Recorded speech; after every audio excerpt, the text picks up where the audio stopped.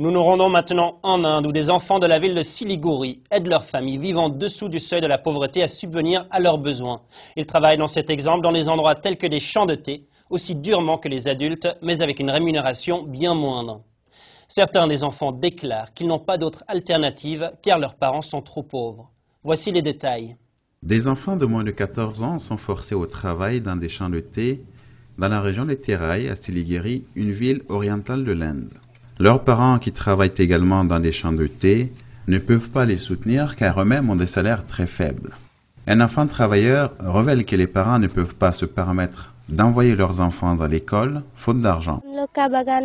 Nos parents ne peuvent pas nous enseigner et nous envoyer à l'école parce qu'ils sont payés beaucoup moins ici, dans les champs de thé. C'est pourquoi ils nous envoient travailler ici. Les propriétaires de jardins de thé tirent profit du travail des enfants. Les enfants travaillent forcément presque autant qu'un adulte, mais pour un salaire bien moindre. Les jeunes enfants ont quitté l'école et travaillent maintenant ici, dans les jardins de thé. Le gérant du domaine fait faire son travail par ses enfants. Par conséquent, ces jeunes enfants ne seront jamais en mesure d'étudier. L'enfant ouvrier travaille pour un salaire journalier de 28 roupies, environ 45 centimes d'euros. Cet argent est l'appât qui l'attire et l'encourage à continuer à travailler à la plantation de théiers. Nous protestons contre cela. C'est illégal d'embaucher de jeunes enfants dans ces jardins. Une compagnie de plantation de théiers a révélé avoir engagé des enfants ouvriers, mais indique que ces enfants sont forcés au travail par leurs parents. Les travailleurs de la plantation de thé sont très pauvres.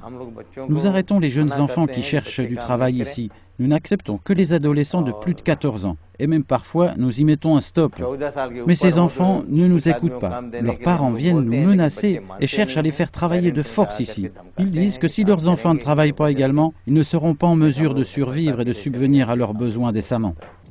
Officiellement, l'Inde compte 12,6 millions d'enfants travailleurs, soit le taux le plus élevé au monde.